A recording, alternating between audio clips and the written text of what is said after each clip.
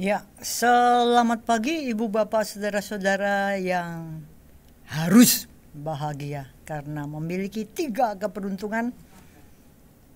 Seperti biasa saya sebutkan harus bahagia karena beruntung lahir di alam manusia. Yang kedua, harus bahagia karena beruntung mengenal Dhamma sebagai panduan kita menuju akhir dari penderitaan.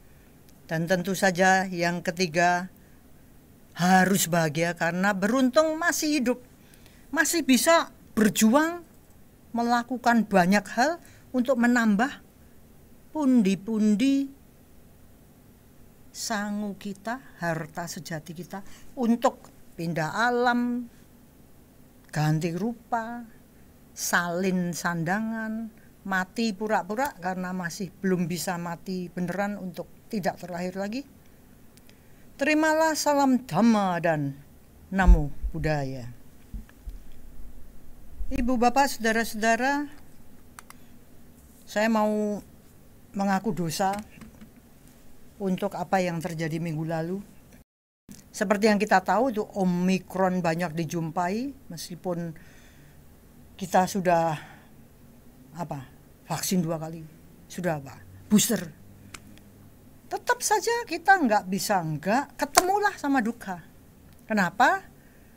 Karena waktu menjelang hari Minggu tanggal 6 Maret itu Eko dan Jijin kena Omikron. Jadi isolasi lah. Bombo yang bisa bantu juga sakit lah. Jadi total armada pejuang untuk kebaktian wihara kini hancur berderai, tidak ada orang. Jadi duka terlihat sekali. Duka bagi yang sakit, duka bagi kebaktian wihara, nggak ada operatornya. Dan duka bagi yang kebruan, kebrukan untuk ngurusin operator di Wisma Sambodi dan operator di Wihara Bodhiwangsa. Adi Endang sudah mengingatkan sebelumnya, hari Minggu ini nanti gimana loh, karena nggak ada yang operator di wihara. Adi terpaksa gerubiak, gimana caranya untuk pertama kalinya mengalami cinta pertama pada studio dan wihara. Apa yang namanya manajemen krisis terpaksa dilakukan. Masalahnya banyak, pengalaman pertama, terus gimana, nggak ada yang di sana, semua dikendalikan dari sini. Terjadilah apa yang kalau dalam dunia manajemen barat katanya crisis management. Nah, ibu bapak saudara-saudara, menarik sekali kalau kita melihat begitu ada krisis terjadi, apa yang mungkin terjadi di dalam batin kita. Pelaku-pelaku sejarah ini. Muncullah loba dosa moha. Kenapa? Karena ketegangan meningkat. Karena ada kepanikan. Gimana? Ketidakyakinan pada diri sendiri, meskipun Adi lulusan IT dan sehari sebelumnya udah latihan karena terjadi pembaruan PC dan sebagainya. Gampang sekali kita ini terjebak di dalam krisis itu, dan bukannya kita ini meningkat, tapi anjlok turun. Loba dosa moha mencuat soalnya. Maka kalau tadi dikatakan keberuntungan kedua, untung kita kenal Dhamma. Nah, di sini saya lihat pentingnya bagi kita untuk sudah punya fondasi untuk menangani krisis yang datang. Ada satu perilaku yang terlihat terkendali. Kenapa? Karena kita sudah terbiasa berlatih meskipun tertatih-tatih untuk melatih sila, melatih samadhi, melatih panya. Amat sangat beruntung kalau saya lihat, itu kita punya kebiasaan untuk mengikuti retret yang cukup lama, misalnya 10 hari atau 1 minggu gitu ya. Itu kalau meditasi Vipassana, selama retret itu kita nggak boleh ngomong. Ceritanya 10 hari itu noble silence, diam. Karena kalau kita ngomong itu kita rasakan getarannya begitu ya, terlihat sekali. Maka begitu kita nggak bicara, ketenangan itu jauh lebih gampang kita peroleh karena gerobakannya pikiran itu lerem. Nah, kalau di dalam kata-kata bijak dikatakan silence is golden, diam itu emas. Maka memang bisa kita lihat dalam keseharian kalau kita ini ngerti bagaimana mengendalikan ucapan. Artinya apa? Kalau ngomong ya terkendali, kalau enggak ya mengendalikan ke dalam. Enggak apa-apa, enggak ngomong itu enggak apa-apa. Jadi diam ini bisa kita gunakan untuk menghindari masalah, karena biasanya kalau sudah krisis itu semua orang pindah di. Lah ini kemarin, saya udah latihan, saya udah malah pakai anak-anak itu saya suruh baca parita, saya rekam. Gampang sekali terjadi krisis yang baru, menambah masalah baru. Kalau kita ini diam, silence is golden, menggunakan latihan tidak bicara itu, ada satu keuntungan bahwa energi yang tadi meledak, energi ini bisa dipakai untuk sabar, ulet, tekun, berjuang. Jadi malahan energinya bisa digunakan untuk menghadapi yang real, yaitu apa? Masalah. Maka tadi Adi lagi ngajarin saya bahasa Mandarin, katanya kalau sabar itu artinya dalam ting tong wo aini itu sabar itu terdiri dari 2 huruf, 2 karakter, yaitu hati dan pisau. Gimana sih? Itu hati dan ceret, itu pisau. Artinya apa? Hati ini dipisau, berdarah-darah, penderitaannya banyak, tapi kita tahan. Kita tidak mati, tidak frozen, tidak lumpuh. Kita terus berjuang. Itulah sabar, itulah ulet.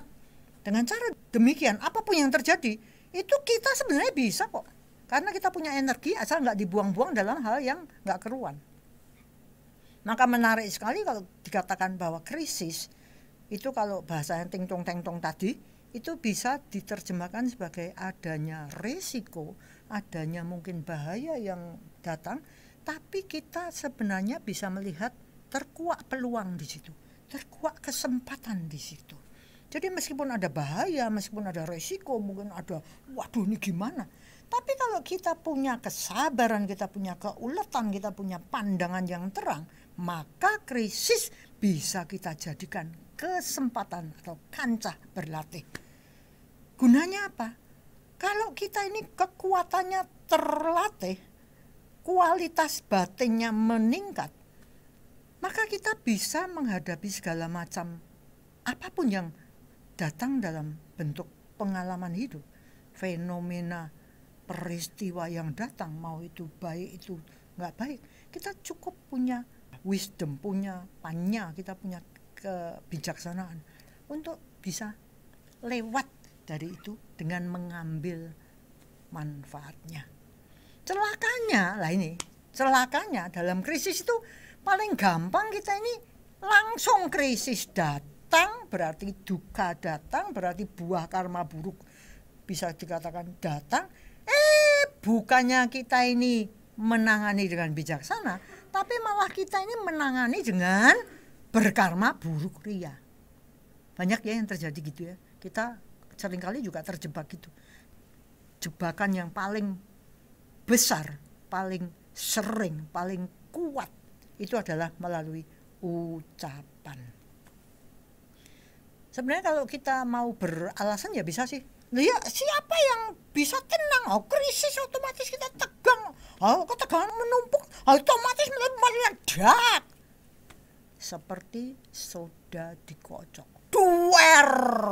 Tueng. Ucapan pisau-pisau dilemparkan. Maka ibu bapak saudara-saudara, kalau kita bisa melihat bahwa kehidupan ini berjalan menurut alurnya, tidak bisa tidak kita pasti dalam suatu ketika mengalami krisis. Dan kalau kita punya kebijaksanaan yang cukup, maka kita bisa mengatakan untung punya ajang latihan. Karena dengan cara kita mendapat krisis itu, yang kadang-kadang jadi kritis itu, kita punya alasan untuk ibaratnya ciat gitu. Kita harus memperkuat diri kita. Caranya gimana? Nomor satu, kita introspeksi. Apa yang bisa kita lakukan ya untuk di masa depan itu lebih gagah ngadepi gitu. Maka salah satu diantaranya adalah sila kita. Nah, sila itu kan kembali pengendalian diri ya. Kalau kita katakan semuanya tuh lewat pikiran, ucapan, dan fisik, maka ibu bapak saudara-saudara, satu hal yang perlu kita kendalikan, kita beri fokus yang cukup, itu adalah kita perhatikan ucapan kita. Artinya gimana? Kita ini panik gitu ya, kita ini bahaya, ini resikonya besar, waduh piye. Maka paling tidak kita latihan untuk menyingkirkan ucapan yang salah, menyingkirkan kemungkinan kita menambah loba dosa moha. Jadinya gimana? Masuk ke ucapan benar. Jangan ngomel. Ini saya ngomong diri saya sendiri aja. Jangan ngomel. Jangan marah. Jangan menyalahkan ini itu. Jangan cari kambing hitam, merah, jingga, kuning, hijau, biru, nila, ungu. Jangan keluar omongan yang tidak ada gunanya. Lah, kan sudah aku beritahu toh.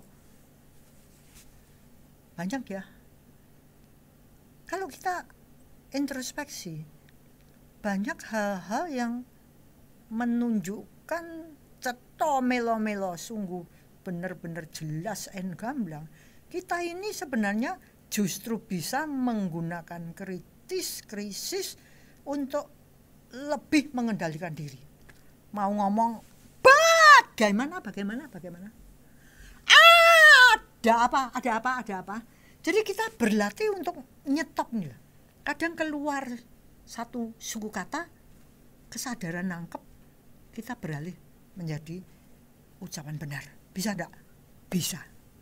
Dan itu keterampilan, jadi harus dilatih. Maka apa yang terjadi pada waktu tanggal 6 Maret kemarin? Untung operatornya yang single fighter ini kenal agama. Jadinya karena itu 2 hari sebelumnya, jadi hari Jumat itu terjadi, tiba-tiba semuanya isolasi, maka Adi mencoba untuk mengantisipasi masalah. Gimana caranya, membayangkan kemungkinannya gimana, solusinya gimana. Jadi meskipun gerobyakan dan salah di sana sini, kalau kita lihat kemarin gitu ya Dik, saya ngomongnya selamat pagi 3 kali loh, karena gak ada suaranya. Bu Susan dah ngomong juga gak ada suaranya. Ternyata ada perubahan-perubahan yang belum terbiasa karena pengalaman pertama. Jadi dengan ini saya mohon maaf sebesar-besarnya. Harus dimaafkan. Tapi hari Seninnya sudah langsung diedit oleh Pak Sus ya. Jadi kembali kita lihat, kalau ucapan benar ini bisa kita terapkan melalui krisis, melalui hal-hal yang sifatnya kritis. Maka bagaimana dengan apalagi yang bisa kita lakukan secara fisik? Tindakan benar dong. Tidak membunuh, tidak mencuri, tidak asusila, tidak mabuk, tidak kecanduan. Kecanduan itu macam-macam ya. Kalau dulu cuman mungkin mabuk-mabukan. Sekarang enggak loh. Sekarang ada miras, narkoba, kecanduan gadget, kecanduan game, kecanduan hiburan, kecanduan pornografi, kecanduan internet, kecanduan YouTube, kecanduan nganggur. Karena semua sudah enak, tinggal one click away. Ada yang kemarin sampah nggak dibuang, katanya Bu Susan. Kecanduan males. Akibatnya apa? Kesadaran lemah. Secara psikoanalisa atau neuroanalisa mungkin dikatakan, ya ini otaknya kebanjiran dopamin gitu ya. Tapi ibu bapak, saudara-saudara, kalau tadi yang dikatakan itu Pancasila, The Buddha mengajarkan latihan yang lebih banyak peraturannya. Jadi menarik ya, kalau anak-anak sekarang dikasih peraturan ada untuk dilanggar. Tapi untuk spiritual, ini kita punya peraturan-peraturan yang justru memperkuat pengendalian diri. Tidak makan setelah tengah hari. Jam 12 selesai, ya udah, makannya besok pagi lagi. Bukan dibalik ya. Tapi ya memang benar-benar tidak makan sesudah lunch, sesudah makan siang. Biar apa toh? Kalau kita lihat, biar nggak rakus. Sekarang ini banyak penyakit-penyakit yang disebabkan karena rakus ya. Spiritual practice, praktek spiritual, itu Sang Buddha sudah mengajarkan kita pengendalian nafsu lewat lidah. Kemudian tidak berhias. Bukan karena kalau dihias percuma ya, seperti saya kalau dia ngomong, Lan kamu tuh nggak usah berhias, so kamu dihias ya cuman wajahmu cuman kayak gitu, percuma. Tidak pakai parfum. Biar apa toh? Biar lihat realita objektif. Kalau ndak mandi ya bau, tapi kita kan ndak semprot-semprot. Latihan melihat asubha tidak indah. Tubuh ini sebenarnya ndak indah. Lalu kita bisa menambah satu pengendalian lagi. Apa itu? Enggak cari hiburan. Enggak usah dengar musik, enggak usah nonton TV, enggak usah ngapa-ngapa. Kalau di Bali itu ada masa nyepi ya. Jadi enggak ada apa-apa. Supaya kita melihat ke dalam diri. Susah. Karena kita ini terbiasa melarikan diri. Keluar, mencari objek nafsu indera. Terus masih ada pengandalan diri yang lain. Tidak tidur di ranjang yang tinggi. Kalau dulu mungkin ranjang tinggi itu enak-enak gitu ya. Kalau sekarang kita ngomong mungkin tidak tidur di ranjang yang empuk, mentul-mentul, mewah gitu kira-kira. Tujuannya apa? Kita bisa latihan untuk tidak malas, nggak terlalu banyak tiduran, nggak generasi rebahan, generasi leyeh-leyeh. Sehingga waktu berlalu kita tidak melakukan karma apapun. Seperti naik perahu atau kapal pesiar. Latihan, memaksa diri. Lalu yang mungkin berat bagi berumah tangga adalah tidak ada seks. Biar latihan selibat. Saya sering ngomong-ngomong kalau Adi ngeributin dengan segala macam teknologi. Saya ngomong sama dia, kamu lihat deh sekarang ini. Dunia penuh manusia dalam waktu 60 tahun. Dari 3 billion people, sekarang sudah 7,9, katakan 8 miliar dalam waktu yang gak lama. 2,5 kali lipat. Kalau kita ini tidak menikah, tidak punya anak, itu kan paling tidak mengurangi jumlah penduduk ya. Menarik itu. Kalau dilihat berat. Mana mungkin bisa? Oh itu angel. Nggak mungkin. Apa iya? Maka sungguh beruntung bahwa di tempat kita hidup sekarang ini kita masih bisa melihat satu cara hidup, pola hidup yang berbeda. Yaitu apa? Kehidupan para spiritualist. Biku, bikuni yang kita tahu deh. Kalau kita jadi biku atau bikuni, tetap saja ada peraturan-peraturan yang ditulis, itu tertulis benar-benar. Kalau bikuni itu kalau nggak salah lebih dari 370 peraturan gitu ya. Tujuannya apa? Kesadaran kuat, kewaspadaan tajam, pikiran jernih, bening. Dan itu dilatih dalam kehidupan sehari-hari. Hidupnya rapi, nggak kedodoran, nggak lupa ini, nggak lupa itu. Bangunnya pagi, ya, lalu mungkin meditasi dan sebagainya, bersihkan kuti. Jadi fisik dia kerja, kesadaran berada di situ, sehingga kehidupannya itu rapi, kesadarannya itu enggak kedodoran seperti kita.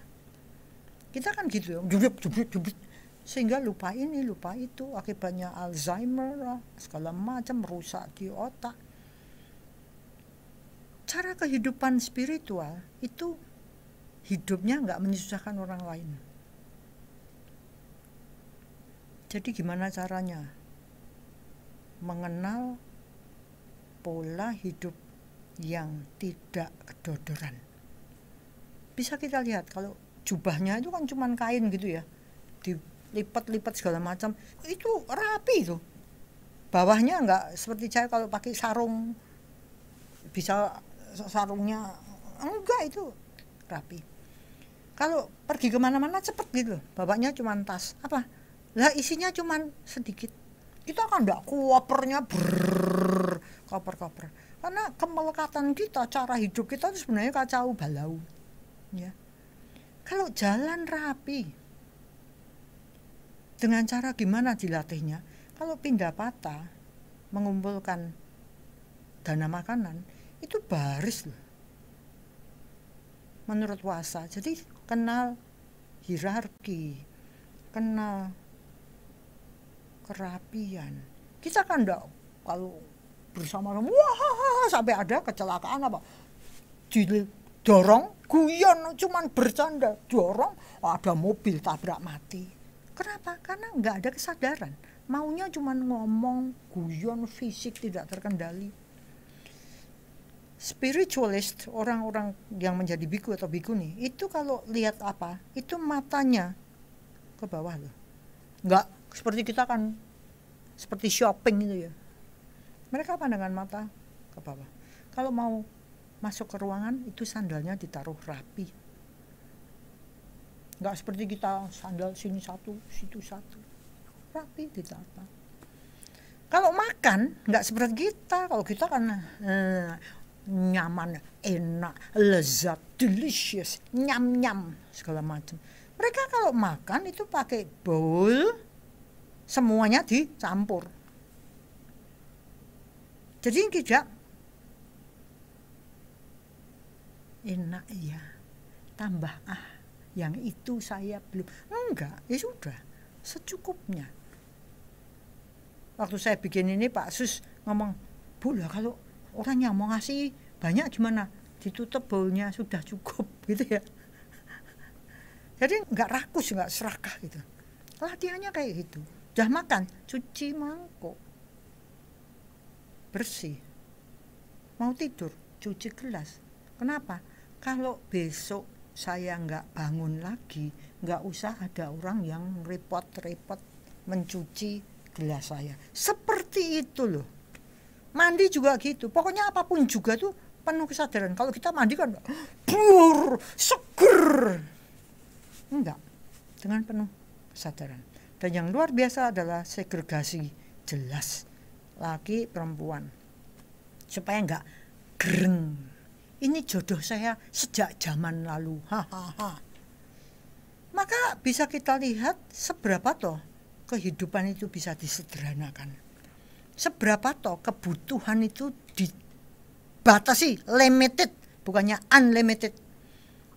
Seberapa toh sebenarnya kita ini tidak perlu punya pakaian banyak-banyak. Kenapa? Kalau kita lihat biku-bikuni itu, pakaian itu dipakai sampai jadi lap kaki. Gitu toh.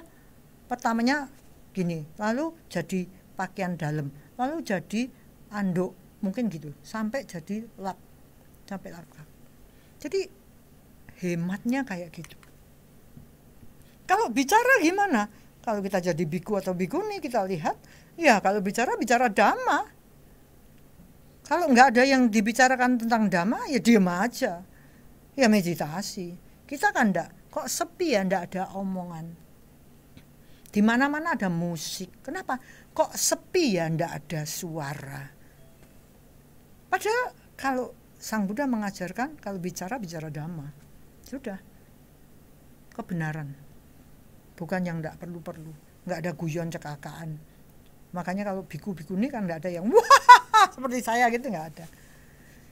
Dan mereka karena hidupnya itu melihat ke dalam, jadi enggak cari perhatian dari luar. Kalau punya ketegangan, ya enggak kasar sumpah serapah.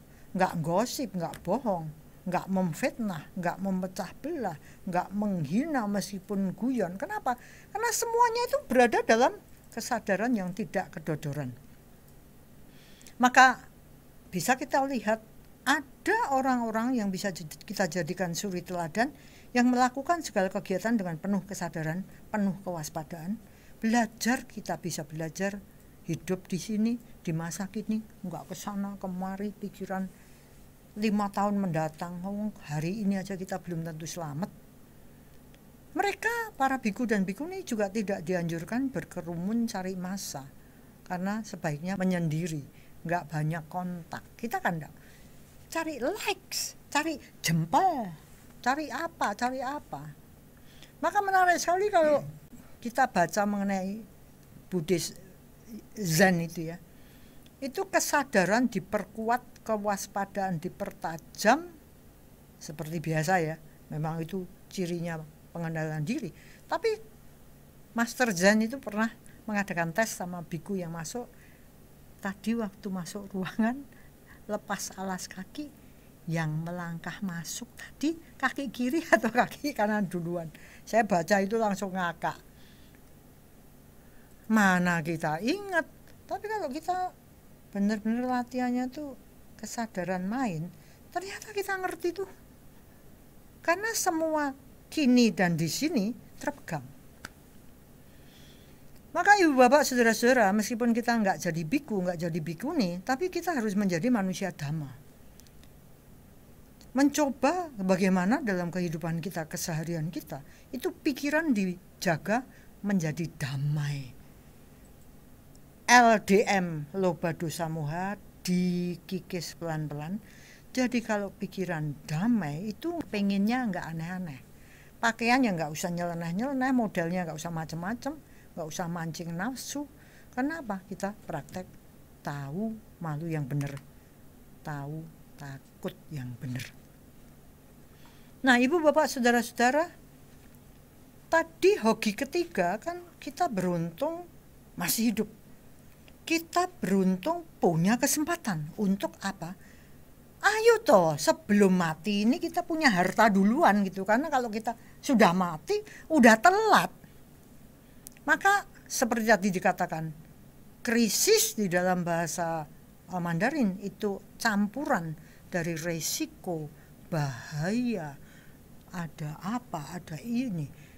Tapi punya peluang, punya kesempatan. Hambok mari, saya dan Anda, mari cari kesempatan berbuat baik. Caranya gimana? Ya lewat lah, pikiran yang baik, ucapan yang baik, fisiknya yang baik. Gimana? Ya bantu sana, bantu sinilah. Kalau kita ini bersama-sama punya proyek, punya tanggung jawab, punya keluarga, punya kelompok, punya organisasi, ya ikut berpartisipasi lah. Karena beban itu dalam dunia manusia, beban ini banyak. Kita semua itu menanggung beban. Dan kita kalau bisa beruntung menjadi kelompok itu, menjadi komunitas itu, ya mari kita bantu sana, bantu sini. Berpartisipasi, memberi kontribusi sebisa-bisanya, sebaik-baiknya. Apalagi kalau kita masih muda. Kalau umur 70 seperti saya, kelihatannya saya sudah banyak dimaafkan. Kalau saya makan langsung endang, saya cucikan. Kalau saya lagi pas udelnya di tengah, saya ngomong, tersinggung aku ya bisa nyuci sendiri. Tapi itu terjadi 1 kali dalam 1000 kesempatan, misalnya seperti itu. Gimana lah, kita bantu sebisa-bisanya. Jangan orang lain mikirin kita terus. Kita nggak mau mikirin orang lain. Sepele keseharian. Makan gimana, kalau habis makan cuci piring, dilap lah. Adi di sini punya tugas, kalau sudah makan kursi ditaruh di atas meja. Kenapa? Karena robot dijalankan. Hal-hal seperti gitu tuh kan keseharian yang bisa kita lakukan. Itu latihan. Waktu kita sendiri, kita juga berupaya untuk melakukan yang terbaik dalam keluarga, sekolah, masyarakat, secara pelan. Makin gede kontribusi yang kita lakukan. Nyapulah. Kalau kita tidak bisa bantu, paling enggak ya jangan bikin repot lah. Gimana dengan kalau kita perumah tangga, tapi kita tidak kenal dhamma? Wah, ini kebalikannya. Pikiran kacau, indera tidak terbiasa dikendalikan. Udah, pengendalian diri, kalau kita lihat sekarang ini, anak diajari mengendalikan diri, nggak usah anak, orang tua aja diajari mengendalikan diri. Itu kuno. Ekspresi, iklan-iklan, ekspresikan ambisimu. Kalau orang itu diem, diketawain, bisu, nggak punya inteligensi bahasa. Anak-anak kebanyakan malah disuruh super aktif, sampai akhirnya sekarang ini banyak sekali anak-anak lahir mungkin ya dari masa lampau ADHD. Anak-anak, remaja, orang dewasa pun disuruh gimana caranya cari perhatian, harus menonjol, harus dikenal, harus juara, harus paling ini paling itu. Akibatnya pikiran, nafsu, hasrat, ambisi itu tidak terkendali. Kita lihat sekarang banyak orang kurang ajar, nggak tahu batas, nggak tahu sopan santun, nggak tahu tata krama, nggak tahu unggah-ungguh, nggak kenal tepo seliro, nggak kenal bakti, nggak kenal hormat, pokoknya nggak kenal keluhuran. Makanya putra bangsa sangat sekali concern untuk urusan karakter, melihat bahayanya pendidikan yang salah, tidak kenal pengendalian diri. Maka ibu bapak, kita lihat sekarang kenapa hancurnya akhlak begitu cepat. Karena pandangan salahnya jelas. Dan itu dipegang erat-erat, pandangan salah, akan celaka toh. Salah tapi dipegang erat-erat dan diajarkan. Jalan yang bagus itu, yang seksi. Makanya anak-anak, apalagi yang cantik, ganteng itu, les kepribadian, cara jalan, table manners, makan harus gini, caranya senyum harus gini, cara bicara harus gini. Semuanya serba palsu. Intinya gimana? Biar kelihatan bagus, kelihatan high class, kelihatan canggih, kelas atas. Kita lihat tarian yang bagus itu yang apa? Seksi, gerakannya yang sure. Makanya putra bangsa kalau diomong selalu, kalau ada mengundang guru untuk mengajar tarian, selalu kita katakan ya, Mas atau Mbak, jangan pakai gerakan yang seksi-seksi, kita nggak pakai kayak gitu. Film hiburan, yang laku itu yang seksi. Shooting itu close up, adegan sure, laku kenceng. Gimana dengan pakaian kita? Pakaian dibikin supaya dilirik orang, yang aneh-aneh, buka-bukaan, nggak tahu malu gitu. Tapi yang lucu, menarik. Dia merasa ganteng. Kalau dilecehkan, ngamuk. Kalau diperkosa, nuntut.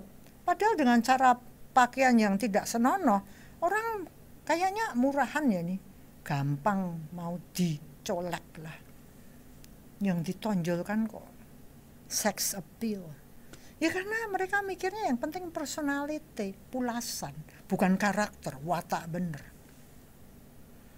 Kita lihat di sekitar kita, mungkin kita juga terjebak gaya hidup yang namanya dunia hiburan. Itu gajinya, duitnya, wah puluh juta, ratus juta mungkin ya. Karena dunia hiburan itu non-stop, unlimited katanya Adi itu. 24 jam manusia harus dihibur terus. Kalau dulu TV itu setengah malam, sampun, rampung. Sekarang 24 jam. Alasannya menghibur orang-orang yang tidak bisa tidur. Nggak ada pengendalian diri. Internet penuh dengan pornografi, penuh dengan game, penuh dengan hal-hal yang unlimited. Kita ini sebenarnya dalam kehidupan ini konyol sekali, kita dikeroyok segala objek indera. Tujuannya apa? Kita senang karena mencari kepuasan nafsu sensual, nafsu seksual. Padahal kita dicaplok oleh mereka yang pinter menggunakan ketololan kita, sehingga mereka mengadakan dunia bisnis yang jualan terus, kita beli terus. Akibatnya liar gila, kehilangan kemanusiaan, kehilangan keluhuran, kita kehilangan malu yang benar, kita kehilangan takut yang benar. Kita ciptakan manusia-manusia yang ahli pura-pura, dan kalau kita lihat kita sendiri misalnya, kita manis-manis di luar, kan capek itu.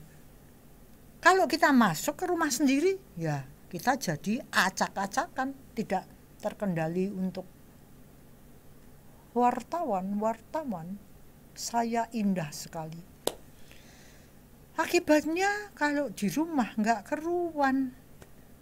Alasannya aku pengen jadi diri sendiri, jadi kasar lah, males lah, menjijikkan lah. Karena orang serumah dianggap orang sendiri.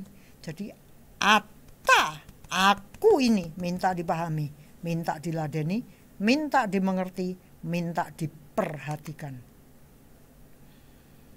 Ibu bapak saudara-saudara, bila praktek sila, samadhi dan panya ini kita tinggalkan karena alasannya gak gampang, kita celaka. Tapi kalau kita mempraktekkan sila samadhi panya, dan meskipun sulit kita terus praktek, maka kita tidak gampang kena pengaruh luar yang banyak bulasan dan kepalsuan. Orang Jawa mengatakan bejo cilaka awake dhewe sing nyangga. Kita mau untung, kita mau celaka, kita sendiri yang akan menyangga panen buahnya. Semoga usaha ini bisa berlanjut, tapi ada hal-hal yang terus yang harus diwaspada. Itu yang apa toh? Nah itu kita pergi ke Endang Widiawati, SPD Bahasa Inggris, MPD bagian manajemen sekolah, yang juga Kepala Sekolah Putra Bangsa. Ya, terima kasih Bu Lani. Ya, kalau tadi kita mendengar apa yang dipaparkan Bu Lani, dunia itu rasanya udah penuh, carut marut, kacau. Jadi hari ini dari beberapa artikel yang saya baca, akan saya rangkum, saya akan membicarakan emosi yang amat dekat dengan kita. Bapak Ibu, Saudara bisa lihat 3 gambar orang di sana, kira-kira nih emosi apa yang sedang mereka rasakan? Apa yang sedang mereka rasakan? Emosi apa yang ada di pikiran mereka? Ada yang bilang sedih, pusing, gak punya duit, takut, bingung, cemas, khawatir. Hari ini khususnya kita akan membahas hal itu. Jadi ketakutan dan kekhawatiran. Apalagi melihat, wah dunia itu kacau balau ya sekarang. Kalau punya anak, bagaimana saya harus menjaga anak saya nih? Muncul ketakutan, muncul kecemasan. Nah, Bapak, Ibu, dan saudara sekalian, jadi ketakutan dan kecemasan, ketakutan dan kekhawatiran ini ternyata sangat lekat dengan diri kita dalam keseharian. Nggak mungkin, tidak mungkin dikatakan, di salah satu artikel itu dikatakan dalam satu hari 24 jam tidak muncul rasa takut dan cemas. Pasti dalam satu hari itu muncul ini yang namanya takut, khawatir, cemas. Contoh, karena takut dan khawatir ini sangat lekat, hampir ada di seluruh aspek kehidupan kita. Kita mulai dari yang pertama, takut dan khawatir tentang kondisi fisik. Contoh, sakit lah, kolesterol tinggi, asam urat, kalau kegemukan ya khawatir, kekurusan ya khawatir, sakit jantung, kanker, segala macam kondisi fisik bisa membuat kita takut dan khawatir. Belum lagi kalau kita bicara masalah kondisi fisik yang hubungannya dengan nggak penting-penting amat sih. Tapi bagi sebagian orang sangat penting, misalnya penampilan. Kalau sudah mulai botak, sudah khawatir. Wah, saya sebentar lagi kelihatan jelek. Kemudian mungkin bagi para ibu, itu mulai melihat-lihat di cermin, waduh ini sudah mulai kelihatan nih, ada wrinkle ya, ada keriput, ini sudah mulai kelihatan. Ada yang botak, keriput, beruban. Saya lihat semakin lama nih rambut saya sudah semakin putih. Kalau saya ke salon potong rambut, pasti tukang salonnya tanya, "Bu, nggak mau disemir?" "Enggak, saya nunggu putih aja lama sekali, Mas, mosok mau disemir." Jadi kondisi fisik yang hubungannya dengan penampilan juga membuat kita takut dan khawatir. Tidak kalah dengan takut dan khawatir karena sakit. Kemudian aspek apa lagi yang bisa menghasilkan rasa takut dan khawatir? Katakanlah di dunia kerja, kita takut tidak dipromosikan, kita khawatir kalah pinter, kita khawatir menunjukkan diri apa adanya. Karena nanti kalau saya ngomong dianggap bodoh gimana? Ide saya ternyata ide konyol gimana? Tapi kita marah kalau ternyata ada orang lain yang mengatakan, "Lah ini idenya sama dengan ide saya," dan dipuji-puji. Kekhawatiran di dunia kerja. Kalau saya dekat sama orang, khawatir nanti dipikir cari muka, dipikir menjilat. Banyak takut dan khawatir di dunia kerja. Dunia bisnis apalagi. Jualan tidak laku, tidak ada pelanggan datang, harga yang naik turun, mau kulaan, nggak cukup, mau dijual tinggi, nggak ada yang beli. Kita sudah memberi penjelasan, pelanggannya kabur, beli barang di tempat lain. Wah, dunia bisnis itu sangat penuh dengan ketakutan dan kekhawatiran. Yang terakhir apa? Di sisi apa? Keluarga apalagi. Ya. Orang-orang banyak loh, Bapak Ibu ternyata, karena saya pernah mengikuti satu sesi konseling gitu ya, ternyata banyak orang-orang yang merasa khawatir. Saya itu sudah menjadi suami yang baik belum sih? Saya sudah jadi istri yang baik, orang tua yang baik, anak yang baik. Ada kekhawatiran seperti itu. Kemudian suami takut ditinggal istri takut ditinggal suami, anak takut ditinggal orang tua takut ditinggal anak. Dalam dunia keluarga. Nah, ini ada satu catatan ya, Bapak Ibu, tiba-tiba saya teringat, anak takut ditinggal orang tua. Untuk para orang tua tolong dicek, jangan-jangan kita yang menciptakan kondisi di mana anak itu takut ditinggal oleh orang tuanya. Saya pernah bertemu dengan satu orang tua yang mengatakan dia punya anak yang bermasalah, nggak bisa diberitahu menurut dia, main gadget terus. Akhirnya si ibu dan bapak ini memutuskan membuat drama. Pagi-pagi ibu dan bapak ini sudah pergi, tidak ada kata apa-apa, HP tidak bisa dihubungi, sampai si anak ini panik. Kelas 6 pada waktu itu. Si anak ini panik, akhirnya ibunya menerima telepon dari anaknya. Wah, anaknya nangis setengah mati. Mama di mana ya? Kamu udah nggak nurut kok sama papa mama. Makanya kamu rasakan kalau ditinggal papa mama seperti ini. Jadi rasa tidak aman seperti ini, ketakutan yang mungkin belum dimiliki anak, ternyata dibuat oleh orang tuanya sendiri. Masih masalah dalam keluarga ya. Yang single takut, kok saya nggak menikah ya. Yang menikah takut, khawatir, kok saya belum punya anak ya. Begitu sudah punya anak khawatir, saya bisa mendidik anak saya nggak? Saya bisa menghidupi anak saya nggak? Saya bisa memberikan pendidikan, sekolah, memasukkan anak saya di sekolah yang baik nggak? Oh, banyak sekali kekhawatiran, ketakutan dalam kehidupan kita. Dan biasanya orang itu suka kalau ada yang menderita, sama-sama menderita gitu. Kalau istilah kita sering pakai lomba sial-sialan. Kalau saya sial, cek ya Bapak Ibu. Kalau saya sial kemudian mendengar ada orang lain yang lebih sial, itu kok kita bahagia sekali ya. Aduh ya, untunglah saya sial tapi ada yang lebih menderita, ada yang lebih sial. Nah, untuk masalah takut dan khawatir, kalau kita lihat seluruh aspek kehidupan manusia ini baru 4, belum lagi yang lain. Hampir di semua segi kehidupan manusia itu penuh ketakutan dan kekhawatiran. Kok jadi manusia menderita sekali ya? Oh, jangan khawatir Bapak Ibu, kita punya teman. Dan teman kita ini nggak kalah loh. Beliau berada di tingkat kelahiran yang lebih tinggi dari kita.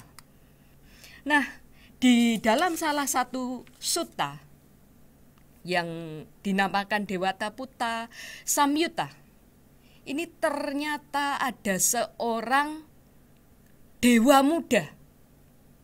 Ya, dia terlahir di alam dewa dan dia masih muda.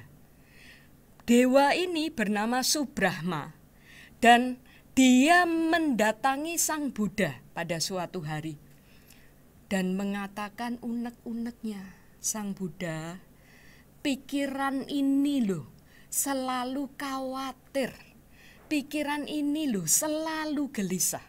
Tentang apa? Tentang masalah-masalah di masa lalu dan di masa depan. Tolong beritahu cara terlepas dari kekhawatiran. Itu dewa loh Bapak Ibu. Dewa masih mengalami rasa takut, khawatir, cemas dan gelisah. Kalau manusia mengalami itu ya wajar lah. Tapi hati-hati.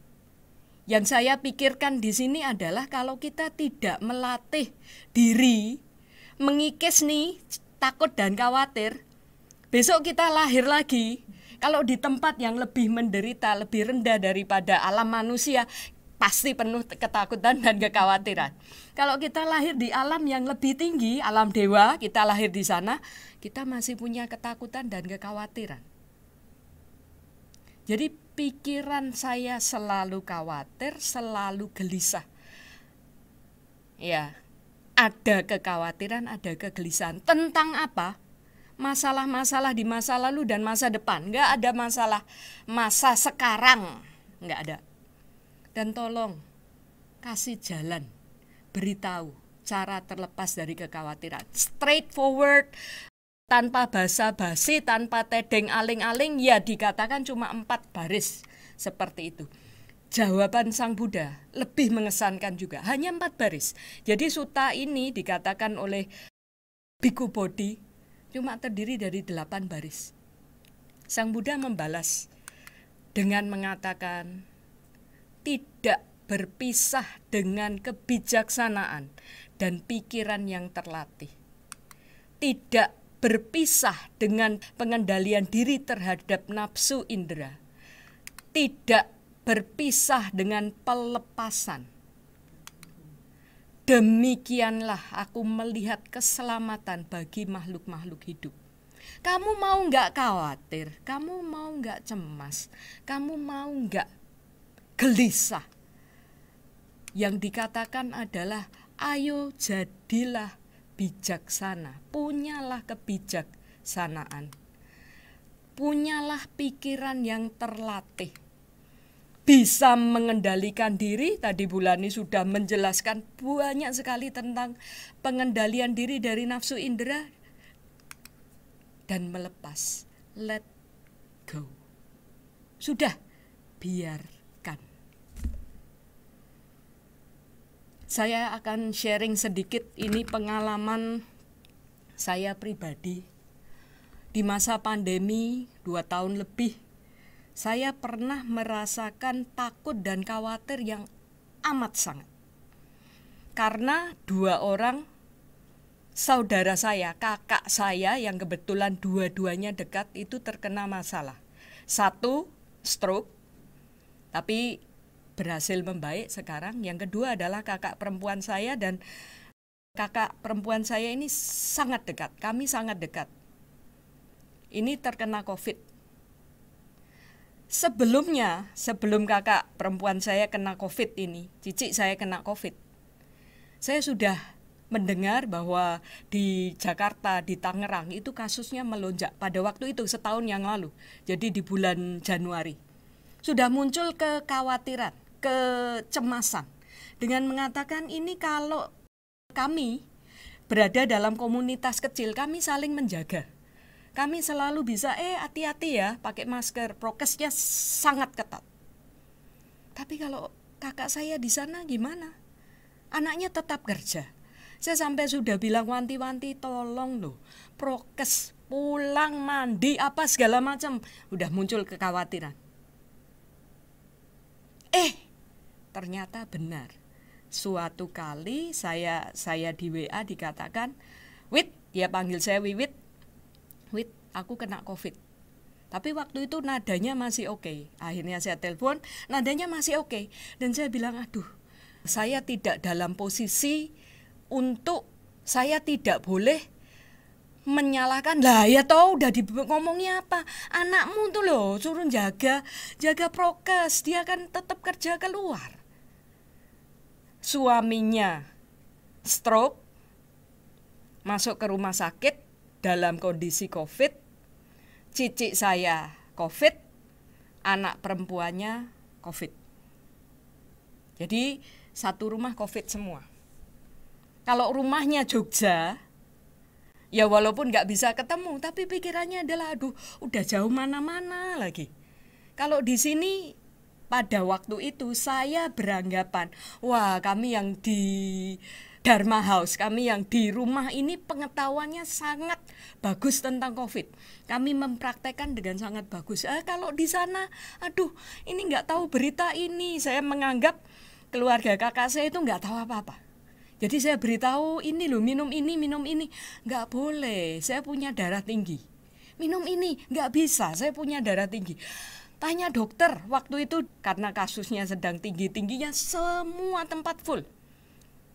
Lah kamu kondisinya gimana? Masih bisa nafas? Sampai saya ajari meditasi, sampai diajari nafas. Dia jawab WA-nya cuma, ya ini sedang belajar nafas. Sedang dicatetin kapan sesak nafasnya. Isoman nggak mungkin karena kondisinya komorbid, berat. Akhirnya cari tempat supaya bisa masuk, dapat puskesmas. Bapak Ibu tahu apa yang ada di pikiran saya pada waktu itu? Penuh ketakutan, penuh kekhawatiran. Ini kakakku, cicikku, terdekat, orang terdekat, dan lihat saya nggak bisa ngapa-ngapain.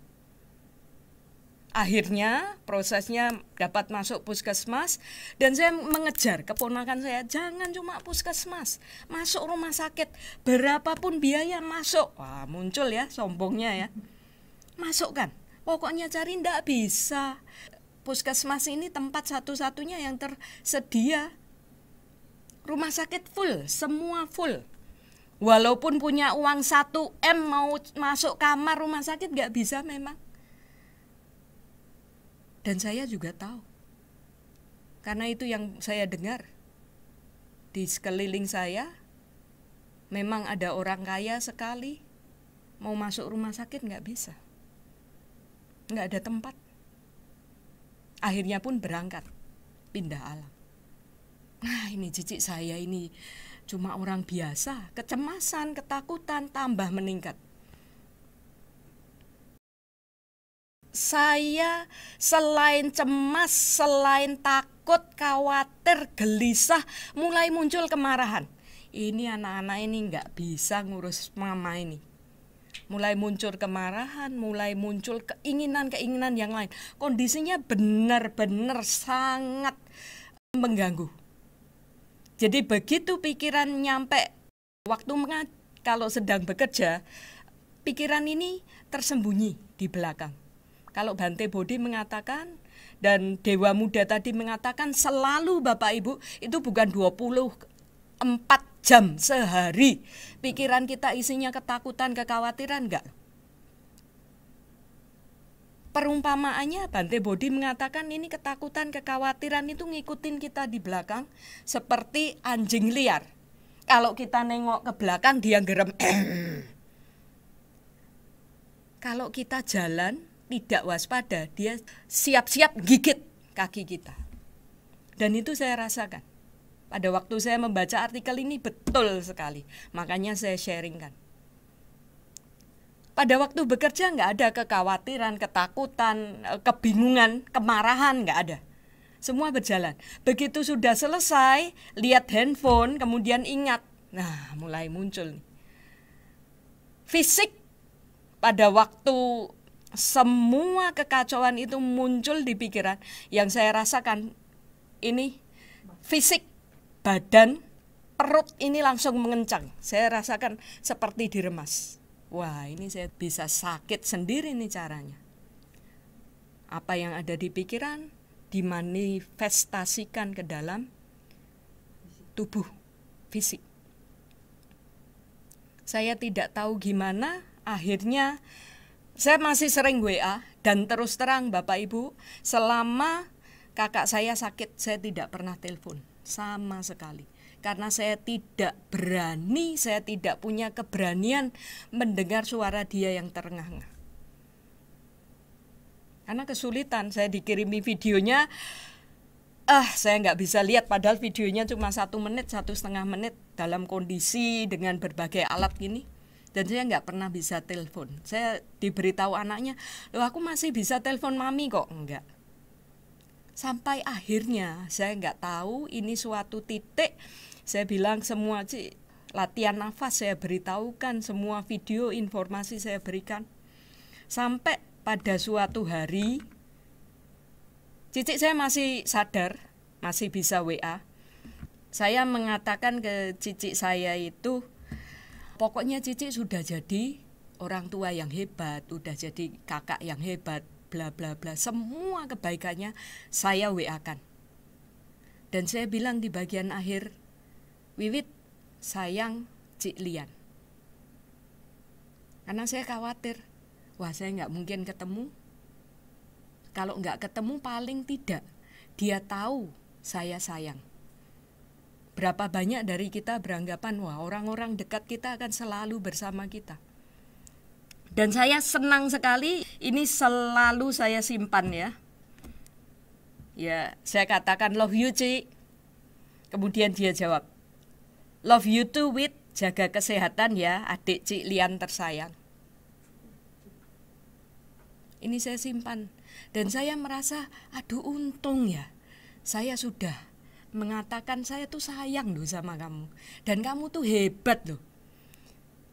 Seringkali kan Bapak Ibu, kepada orang-orang dekat kita, kita beranggapan mereka akan ada di sekeliling kita selamanya. Jadi ngatain sayang, aneh lah. Nanti dikatain, lucu mami itu ngapain sih ngomong-ngomong kayak gitu, aneh. Tapi ternyata itu sesuatu yang melegakan. Saya tidak tahu mulai kapan ya sudah. Saya berusaha memberikan dukungan moral, materi, kan sana yang punya kendali. Orang-orang yang berada di tempatnya, yang di sekelilingnya yang punya kendali. Saya kira titik baliknya adalah pada suatu siang keponakan saya yang tinggal serumah dengan mamahnya ini telepon dan dia nangis guguk. Ini mami nggak apa-apa kan, mami bisa lepas kan, mami nggak akan apa-apa kan. Iwiwit bilang toh mami tuh nggak akan apa-apa. Waduh, saya terima telepon, lah kok saya yang bilang, saya aja nggak yakin. Tapi terima telepon itu kelihatannya suatu titik balik di mana ya saya harus melepas. Nggak bisa, ada banyak faktor yang di luar kendali manusia. Takut, khawatir, nggak akan membantu. Apalagi nggak ada usaha ya, cuma takut dan khawatir tanpa ada usaha menolong. Ini sudah ada usaha pun, all mind to give, all money to give gitu katakan. Semuanya sudah dilakukan. Banyak faktor yang di luar kendali manusia. Ya, dan memang akhirnya untungnya cicik saya bisa lepas dari penderitaan susahnya bernafas, ampunan. Karena ada satu video yang dikirim dan saya, aduh ini kalau sudah kesusahan seperti ini, sudahlah dilepas. Nggak baik melihat satu orang yang menderita, mengambil nafas saja susah kalau tidak dilepas. Udah. Kalau memang mau pergi ya biar. Nah, Bapak Ibu, yang saya mau garis bawahi di sini adalah boleh nggak sih orang takut dan khawatir? Wajar nggak sih orang takut dan khawatir? Oh boleh. Kenapa kita takut dan khawatir Bapak Ibu? Ini muncul, rasa takut dan khawatir itu muncul karena kita merasa punya tanggung jawab. Kita merasa punya komitmen terhadap sesuatu atau seseorang. Jadi Bapak Ibu jangan mengatakan loh, saya nih loh nggak pernah takut, nggak pernah khawatir. Jangan. Bapak Ibu nggak punya rasa tanggung jawab dan komitmen. Coba tolong dicek. Kalau seseorang punya rasa komitmen terhadap keluarga, terhadap anak, terhadap diri sendiri, dan rasa tanggung jawab, efeknya adalah muncul rasa takut dan khawatir. Masih positif di sini. Karena dengan rasa takut dan khawatir yang muncul akibat komitmen dan tanggung jawab ini, kita bisa mempersiapkan, kita bisa melakukan yang terbaik agar komitmen dan tanggung jawab kita terjaga. Masih positif. Yang jadi negatif, jadi masalah itu kalau pikiran kita mulai terganggu, ketenangan kita mulai terganggu, kebijaksanaan kita hilang, hancur. Saya pernah mengatakan, cirinya apa sih?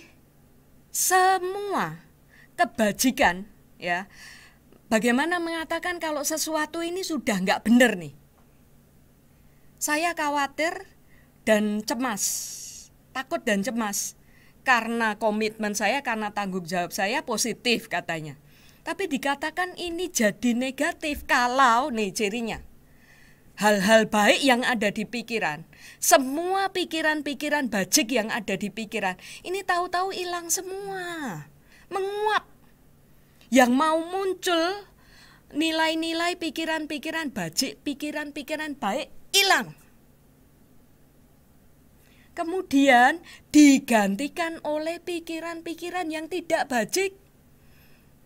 Yang dulunya belum ada jadi muncul gara-gara ketakutan kita dan kecemasan kita, kekhawatiran kita. Contohnya apa? Dari rasa takut dan khawatir karena sayang. Kemudian muncul kemarahan, piye to kok omonganku ndak dituruti ki? Muncul kemarahan, muncul kejengkelan, muncul ketidaksukaan. Jadi semua rasa cinta tadi, perhatian tadi digantikan oleh kemarahan, kebencian, ketidakterimaan, ketidaksukaan. Dan akhirnya mungkin paling akhir rasa bersalah. Pada waktu misalnya orang yang kita harapkan bisa diselamatkan, meninggal. Yang muncul rasa bersalah, wah itu sudah ruginya berkali-kali lipat. Wong niatnya awalnya baik kok.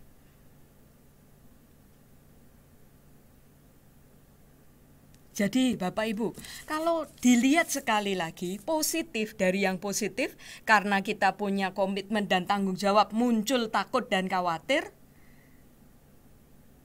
Karena kebablasan nih, jadinya negatif. Dan kita lihat apa sih sebetulnya di balik rasa takut saya, di balik rasa khawatir saya, sebetulnya ada apa? Saya periksa ada 2.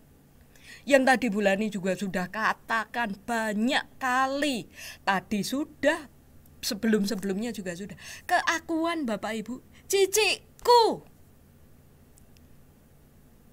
saudara saya, yang paling saya sayangi, saya kok nggak bisa menolong, saya kok nggak ini, saya kok nggak itu. Kalimatnya semua saya loh. Aku, ini yang saya pegang kencang. Saya ingin punya kendali terhadap situasi. Saya yang pegang kendali. Saya harus dituruti. Kalau semua instruksi saya dituruti, tenang, ketakutan dan kecemasan saya hilang. Apa iya? Jadi nomor 1, di balik ketakutan dan kekhawatiran, ini ada aku yang besar. Berikutnya nih, mengapa? Aku. Coba tolong dicek. Orang itu harus manut loh, aku khawatir tentang kamu loh. Kamu tuh kalau seperti itu masuk ke jurang, manut toh. Nanti orangnya nggak manut, kita jengkel loh kan. Rasanya itu dia yang mau masuk ke jurang kita loh, kita ikut, aku ikut masuk jurang ya, gara-gara kamu nggak nurut. Aku. Dan yang kedua adalah apa? Jreng-jreng, jangan ada yang berubah, jangan pergi, jangan hilang, jangan diambil. Sesuatu diambil dari kita, nggak mau. Apalagi punya aku tadi. Nggak mau. Kita ingin menjaga semuanya tetap dalam kondisi teratur di bawah perintahku dan tidak boleh berubah. Pada waktu saya membaca artikel ini ya, ternyata bodoh sekali.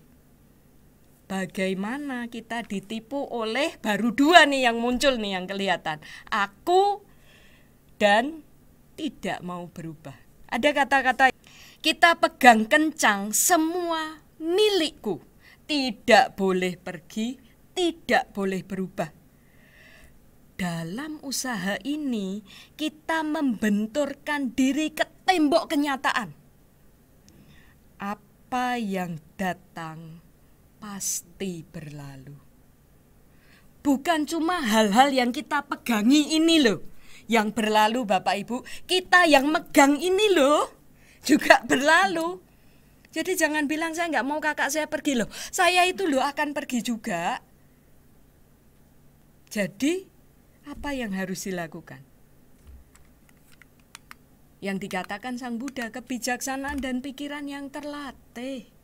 Kita bijaksana melihat bahwa di balik ketakutan dan kekhawatiran ini pasti ada aku yang sangat besar. Pasti. Aku nanti kelihatan jelek kok nggak mau nolong. Aku nanti kelihatan jahat, wong aku punya harta kok nggak nolong. Dan miliki pikiran yang terlatih untuk menangkap, oh ternyata motif dibaliknya adalah ini. Jadi bisa balik ke ketenangan, bisa balik ke balance. Tunggu dulu. Saya nggak mau lagi nih terpontang-panting antara kebingungan, ketakutan, nanti muncul kemarahan, kejengkelan, sakit hati. No, nggak mau. Pikiran saya harus stop. Kebijaksanaan dan pikiran yang terlatih. Kemudian pengendalian diri dari nafsu indera. Bapak Ibu, pengendalian diri dari nafsu indera ini banyak sekali teorinya. Tadi Bulani sudah menyebutkan, banyak sekali juga caranya. Prakteknya yang bisa kita lakukan, coba daripada mengumbar pada saat takut, pada saat gelisah, cemas, ada orang yang larinya ke minum. Daripada mengumbar nafsu indera, mbok ya dialihkan ke berbuat baik untuk orang lain. Ada perumpamaan yang pernah dikatakan, ada seorang tukang kayu lihat pasak di dinding. Rusak nih pasaknya, kalau dicantoli sesuatu jatuh, nggak mungkin kuat. Apa yang harus dilakukan? Pasak itu dibiarin? Enggak, dia cabut, dia ganti yang baru. Ini yang kita lakukan. Bagaimana caranya pikiran yang carut marut, kacau, gak karuan, supaya teralihkan? Ya diganti dengan pikiran yang bagus. Dengan pikiran yang bagus caranya gimana? Lakukan perbuatan baik ke orang lain. Otomatis kita jadi gak mikirin aku. Ini teralihkan. Orang lain happy, aduh aku ya seneng lah. Ditambahin semoga dengan kebaikan ini saya berikan atas nama orang yang kita khawatirkan. Semoga kamu bahagia, semoga yang saya doakan juga bahagia. Jadi pengendalian diri dari nafsu indera gampang kok. Coba buka mata, lihat ke sekeliling, lakukan perbuatan baik untuk orang lain. Dan dengan itu otomatis kita melakukan yang keempat, melepas. Ini juga berarti ya kalau kita belajar melepas, kita juga belajar menerima perubahan. Ada satu lagi kata-kata yang, saya suka ini. Bapak Ibu, ironisnya obat dari ketakutan dan kekhawatiran ini sebenarnya adalah terletak pada hal-hal yang secara insting kita hindari. Kita nggak mau ini, tapi obatnya di situ. Lah piye? Kita nggak suka pahit, ning obatnya cuma itu. Harus diminum kan? Jamu pahitan, brotowali. Kalau mau minum sudah merinding dulu. Tapi kalau diomongi kamu cuma bisa sembuh kalau minum itu, mau nggak diminum? Ya maulah. Apa sih obat dari ketakutan dan kekhawatiran? Melepaskan apa yang kita cintai, apa yang kita sayangi, dan apa yang kita sukai. Lah padahal itu yang dipegangi, kita nggak mau ini lepas, kita nggak mau ini berubah. Lah kalau mau nggak takut, nggak khawatir, ya ini dilepas. Jadi nggak gampang loh, kelihatannya Sang Buddha mengatakan 4 ya. Ayo toh, dekat-dekat dengan kebijaksanaan, punya pikiran yang terlatih, bisa mengendalikan diri, melepas 4. Untuk menjalaninya setengah mati. Tapi satu hal Bapak Ibu yang saya juga merasa sendiri, ada banyak faktor yang tidak bisa kita kendalikan. Lah kalau kita nggak mau belajar melepas bagaimana? Nanti akhirnya kita cuma terpontang-panting dari satu penderitaan ke penderitaan lain, ke penderitaan lain. Ada titik di mana udah stop, saya nggak bisa apa-apa lagi nih. Udah stop, saya nggak bisa bantu lagi nih. Walaupun saya khawatir, saya cemas, saya gelisah karena orang ini bermasalah. Ada saatnya saya bilang, udah stop. Ya udah, masing-masing orang kan punya jalannya sendiri-sendiri. Saya nggak bisa berkeras, saya harus seperti ini, menjalani terapi seperti ini, nggak bisa. Kondisinya tidak bisa seperti itu. Daripada saya menderita terus, saya harus berani melepas. Setelah berusaha, setelah berjuang sebaik-baiknya, sesuai dengan komitmen saya, rasa tanggung jawab saya, rasa sayang rasa sayang saya kepada kakak. Akhirnya harus dilepas juga, udahlah. Nah, ini muncul tiba-tiba ada ingatan, ada seorang paranormal tua yang cukup dekat dengan kami, biasanya kami panggil Oma ya. Pada suatu saat Oma ini pernah mengatakan ada 2 orang yang tidak patut, tidak pantas ditolong. Satu adalah orang yang punya sifat seperti duri. Jadi pada waktu kita nolong, kita ketusuk-tusuk. Kita mau nolong orang, tapi kita sendiri celaka, terluka. Karena ini punya sifat seperti duri. Yang kedua adalah orang yang punya sifat seperti lumpur hisap. Pada waktu kita nolong, kita malah terhisap masuk dalam masalahnya dia. Nggak pantas, udah dilepas. Sebagai orang yang punya kekuatan lebih, kesaktian gitu ya, Oma saja melepas, enggak. Kalau Oma nolong, ditusuk-tusuk atau ditarik ke dalam lumpurnya dia, enggak. Dan sekali lagi, ada banyak sekali hal yang berada di luar kendaliku. Hanya aku ini loh yang merasa aku punya kendali di banyak. Ini kalau di depan saya ada mixer, banyak tombolnya, saya nih bisa ceklek sana, ceklek sana, ceklek sana, ceklek sana. Nah, sebagai penutup, ada seorang saudagar yang tinggal di Baghdad. Saudagar ini kaya raya dan pada hari itu, malam itu dia akan menyelenggarakan pesta besar sekali di rumahnya. Karena dia akan mengadakan pesta besar, dia panggil kepala pelayannya, sini, kamu tolong ke pasar, kemudian belanja barang-barang pilihan untuk persiapan pesta nanti malam. Sayuran nomor 1, buah nomor 1, semua harus nomor 1. Baik tuan. Pelayannya pergi ke pasar, kemudian belanja-belanja, lah kok saudagar itu sudah lihat, loh pelayan saya kok sudah pulang nih, lari, keringatan semua. Dia bilang, tuan, aduh saya takut sekali tuan. Di pasar saya ketemu makhluk nih, ada sesosok yang tinggi besar.